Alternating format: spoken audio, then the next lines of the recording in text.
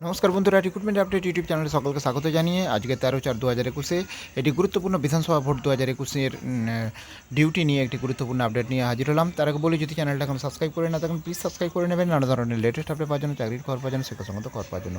একই দিনে ভোটের ডিউটি এবং ডিসিআরসিতে ডিউটি, দুটো চিঠিতে দ্বন্দ্বে শিক্ষিকা। তো আসুন দেখে বিস্তারিত কী রয়েছে। প্রায় প্রতিদিনই নির্বাচন কমিশনের বিরুদ্ধে ভুরি ভুরি অসঙ্গতির অভিযোগ উঠে আসছে। বারবার এই অসঙ্গতির উদাহরণ তুলে ধরে নির্বাচন কমিশনকে জানালেও অনেক ক্ষেত্রেই তার সংশোধন করা হচ্ছে না। এবার আরও একটি অভিযোগ সামনে এলো। একদিনে ভোটের ডিউটি দেওয়ার পর আবার ডিসিআরসিতে ডিউটির চিঠি এলো শিক্ষিকার।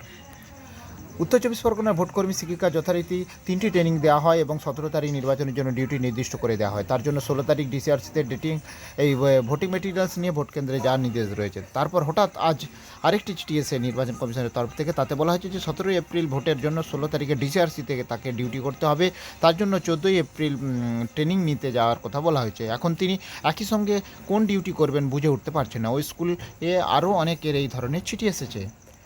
নদিয়া জেলার এক শিক্ষকের ক্ষেত্রেও এই ঘটনা ঘটেছে। একই ভোটে কর্মীকে একই দিনের 17 এপ্রিল নির্বাচনের ডিউটির জন্য দুটো চিঠি দেওয়া হয়েছে, যার মধ্যে একটি চিঠি নির্দিষ্ট ভোট কেন্দ্রের জন্য আর অন্যটি রিজার্ভের জন্য।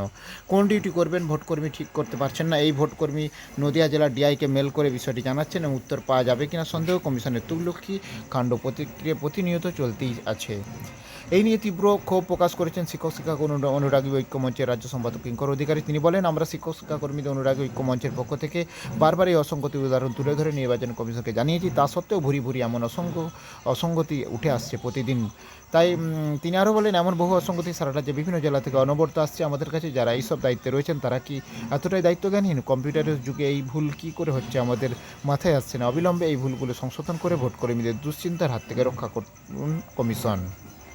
তাহলে দেখলেন আরেকটা বিধানসভা আরেকটি ভোটের ডিউটি নিয়ে বা ভোটকর্মীদের অসঙ্গতি সংক্রান্ত এই আপডেটটা আমি শেয়ার করলাম। তো ভিডিও ভালো লাগলে লাইক দেবেন, কমেন্ট দেবেন, আর যদি চ্যানেলটা কোনো সাবস্ক্রাইব করে না থাকেন প্লিজ সাবস্ক্রাইব করে নেবেন। ধন্যবাদ। ফিরে আসছি পরের আপডেট নিয়ে।